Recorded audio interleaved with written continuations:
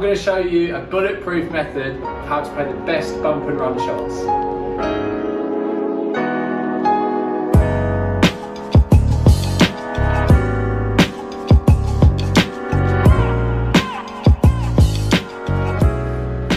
Hello, I'm Gary Munro, Director of Golf here at Amazing Pitch London, and today what we're going to be talking about is the bump and run shot.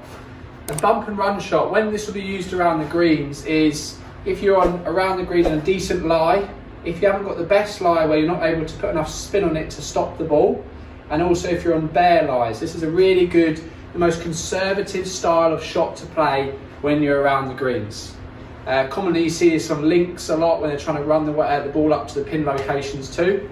So let's talk about what clubs you're going to be needing for this. You're looking to play the ball flight lower and have some release as it goes up to the flag. You're not looking to put too much backspin on it. So club selections such as pitching wedge, 9s, 8s and even 7 irons are going to be able to play those low shots that are going to run up to the green and up towards the flag. So technique wise for this, it's very different to the high lob shots and the normal style of pitch shots. So what we're looking to have in your setup is a narrow base with your feet. I like to do 2 club widths apart, and your ball position is now going to go towards your back foot and your trail foot here.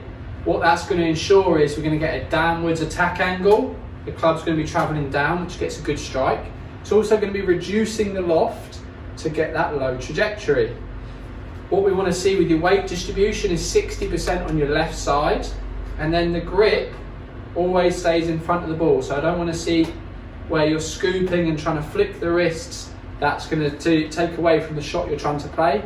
Really nice drill for you guys to do at home. You can place a T-peg in the end of your grip, or you can grab an alignment stick and place this up the side of your golf club. You'll notice it points to the left of my body here. I want to keep that, do a simple rocking motion back and through, and make sure the stick does not hit my body. Now this is going to keep the loft nice and low on the club, so the ball's going to come out exactly how we're planning.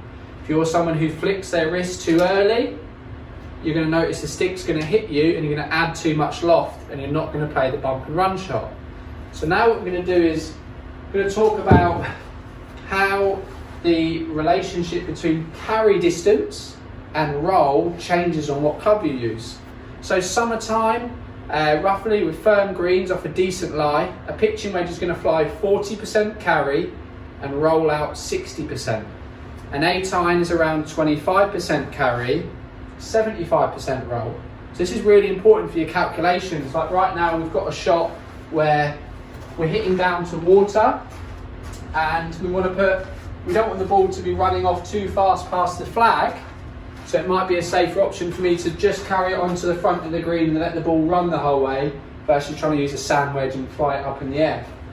Another little tip that I want to give you with your setup is have the hands slightly higher at setup and you'll be standing closer to the ball. When you play those bump and runs, make sure you're not stood with a low club here and too far away. Stand a little bit more upright and the hands slightly higher. So I've got a pitching wedge here.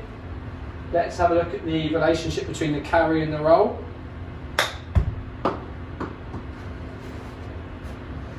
So you can see that's a downhill, really moving hard right to left. And not a bad effort, and we managed to get the carry distance there. So that ball carried 14 yards and released down to 32 yards. Now if I grab the 8-iron, it's the exact same technique. So the ball position's the same, the swing's the same, the hands being in front of the club head is the same.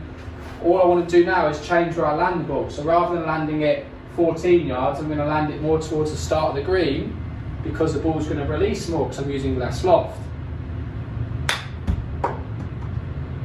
Okay, so you see I've got it on the green much earlier and it's running down very similar to my first effort. So now if we get the data up between those 2 shots, you can see I've carried the ball 9 yards, but it's released down to 36 yards. The reason it's had more release is because I've changed the loft of the club. Thank you very much for watching this bump and run video. I hope it has helped your game. Please like and comment below if this has really benefited you, and even tag in a friend which needs help with their bump and runs. Please also remember to subscribe. All of our content that we're doing here at Pitch is absolutely free and it's going to really help your golf game.